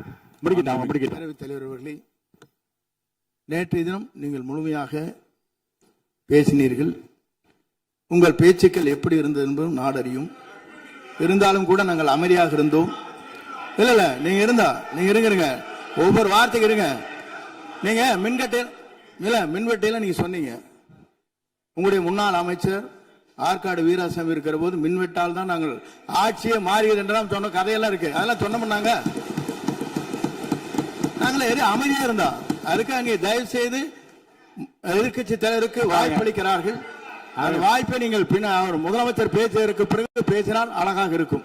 அவை முன்ன பள்ளி கல்வித்துறை அமைச்சர் மாண்புமிகு பேரவை தலைவர் அவர்களே, அவர் ஒரே ஒரு வார்த்தையை தான் சொன்னார். பார்ட்டி ஃபண்ட் என்ற வார்த்தையை கேட்டு எதிர்க்கட்சி நண்பர்கள் கோபப்படுகிறார்கள். ஆனால் அதன் மீது உங்களுக்கு பாயிண்ட் ஆஃப் ஆர்டர் தருவதாகவும் நீங்கள் சட்டப்பேரவை தலைவர் சொல்கிறீர்கள். நேற்றைய தினம் இதே போல வெற்றி தலைவர் அவர்களினுடைய வழிகாட்டில் வளர்ந்த நாங்கள் சகிப்புத்தன்மையோடு அவர்கள் பல வார்த்தைகள் சொன்னார்கள். புதிதாக சோஃபா மாடல் என்றார்கள், குதிரை பேரம் என்றார்கள், எத்தனையோ வார்த்தைகள் சொன்ன போது சகிப்புத்தன்மையோடு அதை கேட்டு பொறுமையாக இருந்தோம். இவர்கள் குதிரை பேரம் எல்லாம் அவைக்குள் நீக்கப்பட்டு விட்டது. சரி, சோஃபா மாடல் என்று சொன்னார்கள். ஆதாரம் கேட்டு இப்படி எழுந்து நாங்கள் கொந்தளிக்காமல் ஒரு சட்டமன்றத்தில் ஒரு உறுப்பினர் எப்படி நடந்து கொள்ள வேண்டும் என்பதற்கு எடுத்துக்காட்டாக தமிழக வெற்றி கழகத்தின் உறுப்பினர்கள் நடந்து கொண்டார்கள்.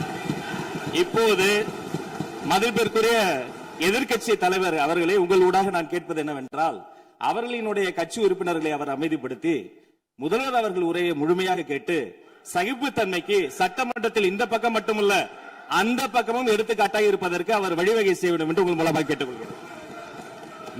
பொதுப்பணித்துறை அமைச்சர்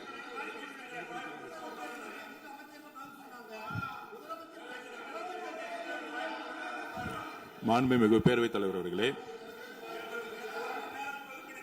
திராவிட முன்னேற்ற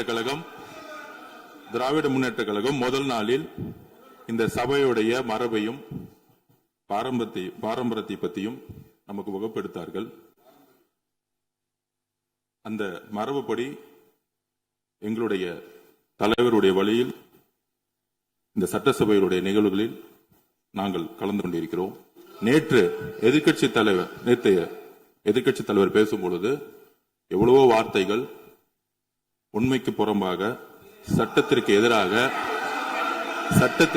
ஒரே நிமிஷம் பேசுறேன். சட்டத்திற்காக பேசும் பொழுது நாங்கள் அமைதியாக இருந்தோம்.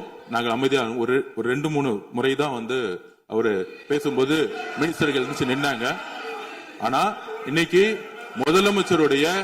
மாண்புமிகு முதலமைச்சருடைய முதல் உரை, கடந்த 4 நாட்களாக திராவிட முன்னேற்ற கழகம் முதலமைச்சர் ஏன் பேசலன்னு சொல்லிட்டே இருந்தாங்க. இன்னைக்கு பேச ஆரம்பிச்ச உடனே அவர் சொன்ன வார்த்தை பார்ட்டி ஃபண்ட் சொன்னார். எந்த பார்ட்டின்னு சொல்ல. ஆனா அந்த வார்த்தைகள் சொல்லி முடிஞ்ச உடனே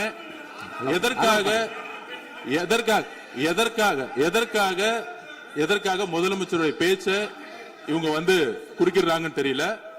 நீங்கள் சொன்னதுபடி முதலமைச்சர் பேச வேண்டும். பேசிய பின்பு கருத்துகளுக்கு பதிலளிக்க அவர்கள் பதிலளிக்கும், நாங்களும் பதிலளிக்க தயாராக இருக்கிறத பதிவு பண்றோம்.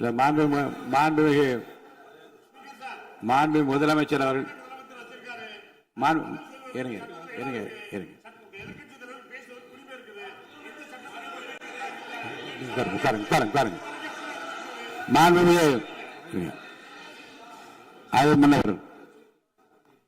மரபு இருக்கிறது, எப்போது வேணும் பாயிண்ட் ஆஃப் ஆர்டர் இருக்கலாம். இருந்தாலும் கூட நீங்க அந்த மரபை நீங்க கடைபிடித்தீங்களா உங்க ஆட்சியில? நீங்க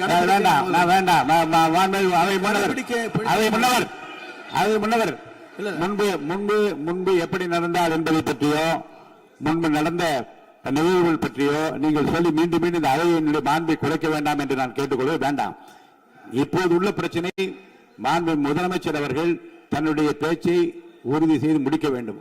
அவர் முடித்த பிறகு எதிர்க்கட்சி தலைவருக்கு நான் நிச்சயமாக வாய்ப்பு தருவேன். அவர் கேள்வி கணக்குகளை தொடுக்கலாம், சந்தேகங்களை கேட்கலாம், விளக்கம் தருவதற்கு மாண்பு முதலமைச்சர் அவர்கள் தயாராக இருக்கின்றார். அமைதியாக என்னை அமரும்படி நான் கேட்டுக்கொள்கிறேன். இப்போது நான் அனுமதிக்க முடியாது. மாண்பு முதலமைச்சர் உரையை தொடரலாம்.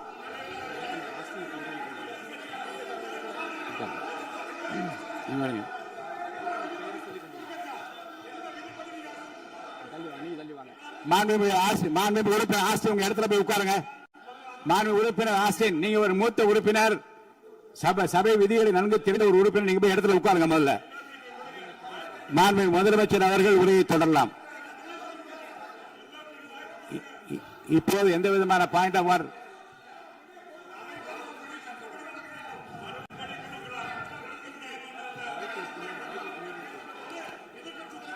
நான் வாய்ப்பு இல்லை என்று சொன்னால் நீ எழுந்து நிற்பதிலே நியாயம் இருக்கிறது. உட்காருங்க.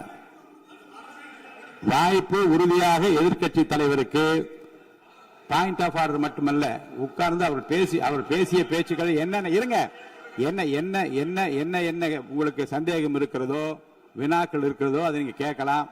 அவர் பதில் சொல்வதற்கு தயாராக இருக்கிறார். பேசி முடிக்கின்ற வரை அமைதி காக்கும்படி உங்களை நான் கேட்டுக்கொள்கிறேன். மாண்புமிகு எதிர்க்கட்சி தலைவர் முழு ஒத்துழைப்பை நீங்கள் தர வேண்டும் என்று நான் எதிர்பார்க்கிறேன்.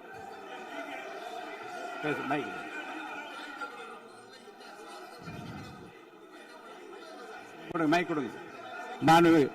மாண்புமிகு எதிர்க்கட்சி தலைவர், பேரவைத் தலைவர் அவர்களே, நீங்க உட்காருங்க. நேற்று நான் பேசும்போது சில அமைச்சர்கள் குறுக்கிட்டு பேசினாங்க, அதற்கு நீங்க அனுமதி கொடுத்தீங்க.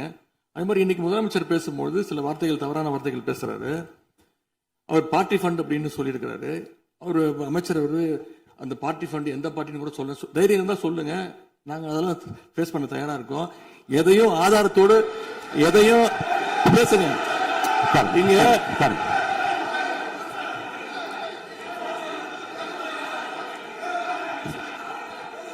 அது மாதிரி பேரவைத் தலைவர் அவர்களே, நேற்று நான் பேசி முடிஞ்சோடனே நீங்க அவை முடிஞ்சிருச்சுன்னு சொல்லிட்டீங்க.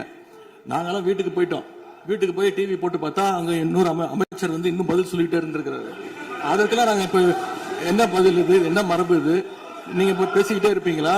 நாங்க பாத்துக்கிட்டே இருக்கணுமா?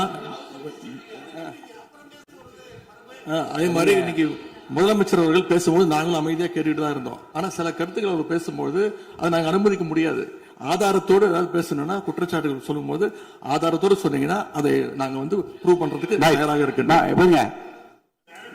மாண்புமிகு உறுப்பினர் அவர்கள் இருங்க. நேற்று மாண்புமிகு எதிர்க்கட்சி தலைவர்கள் பேசியதும், மாண்புமிகு பொதுப்பணித்துறையர்கள் பேசியதும் ஆதாரம் இல்லாமல் பேசக்கூடாது என்று நான் சொன்னேன். ஆய்வு செய்து நீக்கப்பட வேண்டியது நீக்கும் என்று சொன்னேன். இப்போது மாண்புமிகு முதல்வர் அவர்கள் பேசி முடிக்கட்டும். நீங்கள் கூறிய கருத்துப்படி அதில் ஆதாரங்கள் இல்லாத குறிப்பாக இருந்தால் அதை நீக்குவதற்குரிய உரிமை எனக்கு இருக்கிறது. ஆய்வு செய்து நான் நடவடிக்கை எடுப்பேன். இப்போது மாண்பு முதலமைச்சர் அவர்கள் பேசலாம்.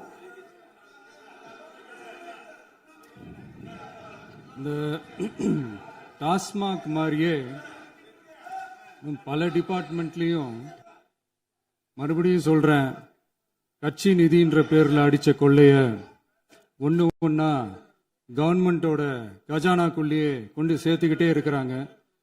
இப்பவும் சொல்றேன், மக்கள் பணத்துல இருந்து ஒரு பைசா கூட தொடமாட்டோம், தொடவும் விடமாட்டோம், தொட்டா விடமாட்டோம். இதுக்கு முன்னாடி தொட்டவங்களையும் விடமாட்டோம்.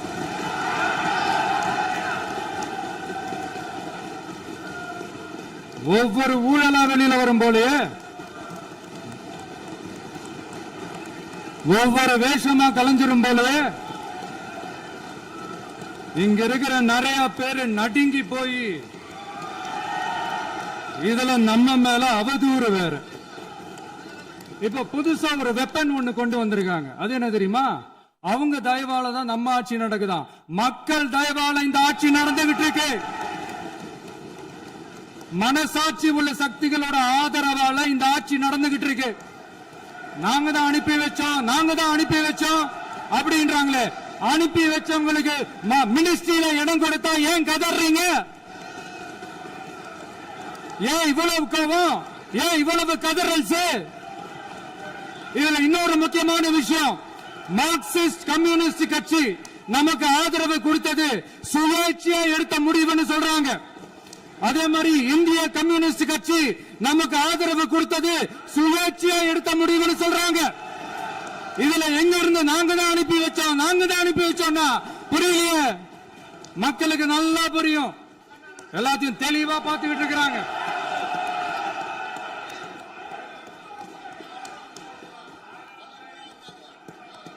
முதலமைச்சர் கண்டினியூ பண்ணலாம். மாண்பு முதலமைச்சர்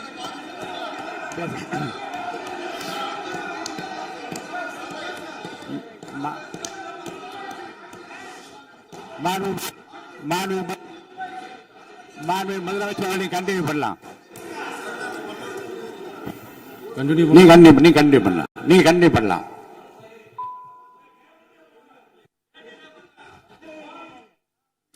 இந்த சமூக நீதி அரசுன்னு சொல்றவங்களை பார்த்து கேட்கிறேன், நம்ம பட்டியலின சகோதரர்களுக்கு எத்தனை அமைச்சர் பதவி கொடுத்தீங்கன்னு கொஞ்சம் சொல்ல முடியுமா? ஆனா நம்மளுடைய அரசுல 8 அமைச்சர் பதவிகள் யாருக்கு? நம்ம பட்டியலின சகோதரர்களுக்கு. எல்லாம் நம்ம அண்ணன், நம்ம தம்பி, நம்ம தங்கச்சிங்க. அண்ணல் அம்பேத்கர் அவர்களுடைய கிட்டத்தட்ட 100 ஆண்டு கால கனவு இப்ப நிறைவேறி இருக்கு. நான் ஏன் கொஞ்சம் சவுண்டா பேசுறேன் அப்படின்னா அவங்களுக்கு கேட்கணுன்றதுக்காக, தப்பா எடுத்துக்காது. அதே மாதிரி பெண்களோட பாதுகாவலர் நாங்க தான் அப்படின்னு சொல்லிக்கிறவங்களை கேட்கிறேன், எத்தனை பெண்களுக்கு அமைச்சர் பதவியில இடம் கொடுத்தீங்க கொஞ்சம் சொல்ல முடியுமா? எங்க அரசுல 4 சகோதரிகளுக்கு அமைச்சர் பதவி கொடுத்திருக்கிறோம்.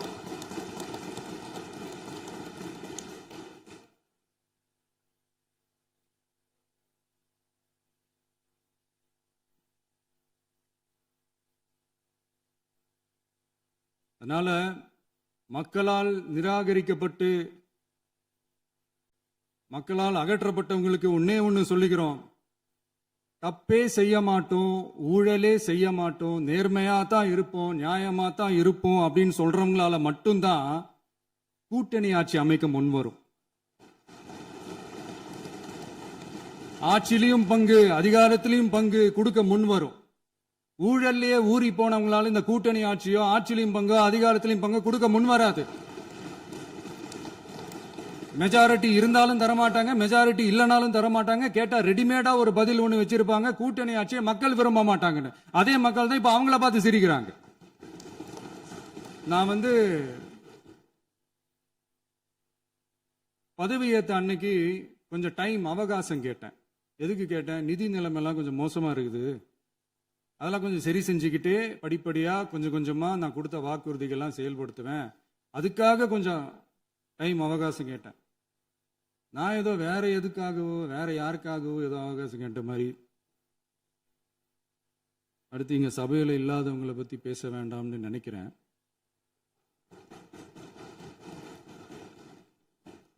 இங்க நம்மளை பத்தி அவதூறு பரப்புறதோட மட்டும் இல்லாம இப்ப நம்ம மக்கள் மேலேயும் அவதூறு பரப்ப ஆரம்பிச்சிட்டாங்க. மக்கள் நமக்கு ஓட்டு போட்டது தப்பான், குடும்பமா நமக்கு ஆதரிச்சது தப்பான். இது இப்ப இல்ல, நான் சொல்றது எம்ஜிஆர் அவர்கள் காலத்திலிருந்தே. அப்பவே அவர் ஜெயிச்சப்போ அதே மக்களை தப்பா பேசுறது. மக்கள் என்ன பண்ணிட்டாங்க, எம்ஜிஆர் என்ன பண்ணிட்டாரு, எம்ஜிஆர் என்ன இது பண்ணிட்டாரு. 50 வருஷமா ஒரே டெக்னிக்கா.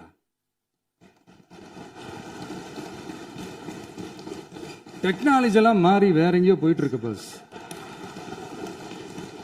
இதுல கொஞ்சம் டெக்னிக்காச்சும் கொஞ்சம் மாத்தினா கொஞ்சம் நல்லா இருக்கும். அதனால மக்களுக்கு யூஸ்ஃபுல்லா இருக்கிற மாதிரி இந்த ஆக்கப்பூர்வமான கருத்துக்களோ ஆக்கப்பூர்வமான யோசனைகளோ இருந்தா சொல்லுங்க, அதை நாங்க டெஃபரெண்டா எடுத்துக்கிறோம். ஆனா அதை விட்டுட்டு இந்த நக்கல், நையாண்டி, சம்பந்தம் இல்லாத பேச்சு இதெல்லாம் பேசிட்டு அப்புறம் முதல்வர் பதில் சொல்லல, முதல்வருக்கு பதில் சொல்ல தெரியல அப்படின்னா அப்புறம் என்ன சோஃபா மாடல் ஆட்சியா? அது என்னன்னு புரியறதுக்கே எனக்கு ரொம்ப நாள் ஆச்சு. இந்த sofa set, table chair, teapoy, furniture பிசினஸ்லாம் வேற எங்க வெளியில போய் பண்ண சொல்லுங்க. அப்படி அந்த பிசினஸ் தான் பண்ணணும்னா நிறைய பிசினஸ் பண்ற மாதிரி வெளியில போய் பண்ண சொல்லுங்க, இங்க சட்டசபைக்குள்ள வேணாம். அதனால ஆக்கப்பூர்வமான கருத்துக்கள் இருந்தா சொல்லுங்க, டெஃபினட்டா அது சரியா இருந்தா நாங்க ஏத்துக்கிறோம். எனக்கு ஒரு குட்டி கதை ஒண்ணு ஞாபகம் வருது, சொல்லாமா?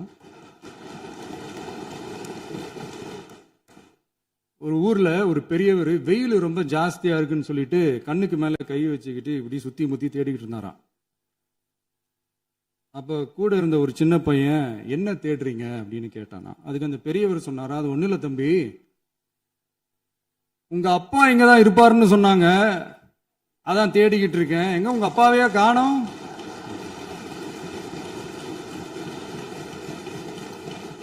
இல்ல அந்த எங்களுக்கும் நக்கலா நையாண்டியா சம்பந்தம் இல்லாத குட்டி கதை இதெல்லாம் எங்களுக்கும் பேச தெரியும்.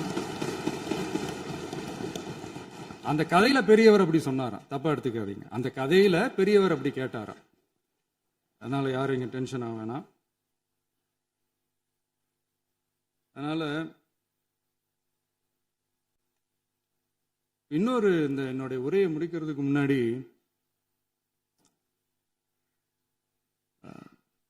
போயிட்டாங்க, பேசலாமா? நிறைய உங்க கருத்துக்களை நீங்க முழுமையாக மன நிறைவோடு பேசலாம். டிவியில் பார்ப்போம். சரி, அதான் 5 நிமிஷம் பேசுனதுக்கே குளத்தூரி இந்த ஆட்டம் அடிச்சு பேசுனா அப்புறம் என்ன பண்றது? கடைசியா நான் இந்த உரையை முடிக்கிறதுக்கு முன்னாடி ஒரு முக்கியமான ஒரு விஷயம் பத்தி சொல்லணும். ஆளுநர் உரை அன்னைக்கு இந்த தமிழ் தாய் வாழ்த்துக்கு அப்புறம் தேசிய கீதம் பாடினது தப்பு, தேசிய கீதம் 2 முறை பாடினது தப்பு, அப்படி ஒரு நிகழ்வு இதுக்கு முன்னாடி இந்த சட்டசபையில நடந்ததே கிடையாது, அந்த மரபே மாத்திட்டீங்க, இப்படி ஒரு பெரிய ஒரு போர் மாதிரி எதிர்கட்சியை சார்ந்தவங்க எல்லாம் சொன்னாங்க இல்லையா? அந்த மாநில உரிமை போராளிகளை, அந்த மரபு காக்கிற உரிமை போராளிகளை ஒரே ஒரு கேள்விதான் கேட்கணும். 2021 ஆகஸ்ட் 2 ஞாபகம் இருக்கா? Centenary celebration of Tamil Nadu legislature. அந்த ஃபங்க்ஷன்ல நம்ம முன்னாள் முதலமைச்சர் கருணாநிதி அவர்களோட கலைஞர் அவர்களுடைய கலைஞர் அவர்களுடைய புகைப்படத்தை மாண்புமிகு குடியரசுத் தலைவர் திறந்து வைக்கிற ஒரு ஃபங்க்ஷன். அந்த ஃபங்க்ஷன்ல national anthem followed by Tamil Thai Vazhthu அப்படின்னு அறிவிச்சது ஞாபகம் இருக்கா? அதாவது தேசிய கீதத்துக்கு அப்புறமா 2வது முறையா, நோட் திஸ் பாயிண்ட் மாண்புமிகு பேரவைத் தலைவர் அவர்களே, பிளீஸ் நோட் திஸ் பாயிண்ட். தேசிய கீதத்துக்கு அப்புறம் 2வது முறையாக தமிழ் தாய் வாழ்த்து பாடப்படும் அப்படின்னு சொன்னது ஞாபகம் இருக்கா? அதுவும் முத்தமிழ் அறிஞர் அப்படின்னு சொல்ற நம்ம கலைஞர் அவர்களுடைய அந்த புகைப்படம் வெளியிட்டு விழாவில் அவர் இருந்த இதே சபையில தமிழ 2வது இடத்துக்கு தள்ளினது யாருன்னு ஞாபகம் இருக்கா? அது மட்டும் இல்ல, அந்த தேசிய கீதத்தை நாட்டுப்பண் நேஷனல் ஆந்தம்னு சொல்லி அதே ஃபங்க்ஷன்ல கடைசியா ஃபங்க்ஷன் முடியும் போது செகண்ட் டைம் தேசிய கீதம் பாடினதும் ஞாபகம் இருக்கா? இதே அவையில் தான், அது அவை குறிப்பிலும் இருக்கிறது, இதே அவையில் தான் நடைபெற்றது. இந்த தக்க நேரத்தில் இந்த ஆதாரங்களை அளித்த மாண்பு முதல்வர் அவர்களுக்கு நன்றியை தெரிவித்துக் கொள்கிறேன். டவுட் இருந்தா இந்த புக்கை பார்த்து தெரிஞ்சுக்கலாம். அதனால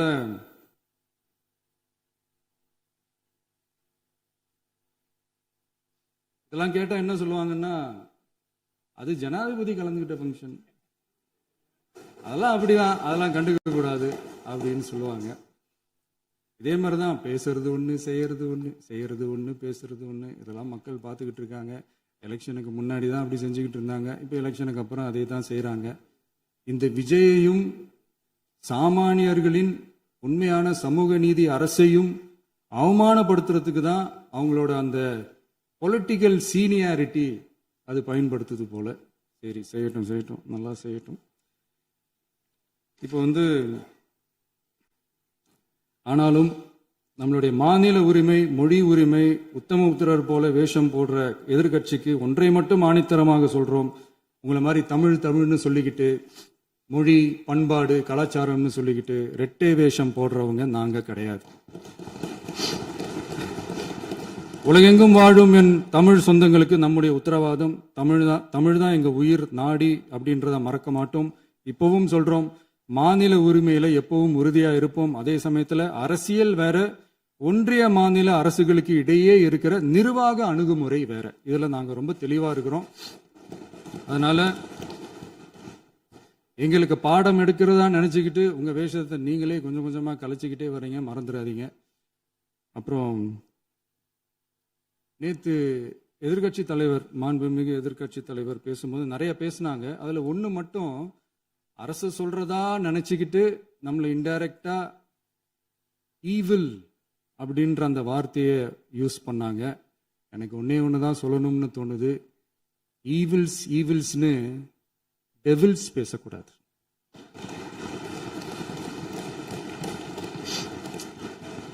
அவங்க இருந்திருந்தா ஒரு ஆக்ஷன் பண்ணணும்னு எனக்கு தோணுச்சு. எல்லாரும் போயிட்டாங்க. இல்ல With your permission பண்ணலாமா? இப்பவும் பண்ணலாம், ஒன்றும் தப்பு இல்லை.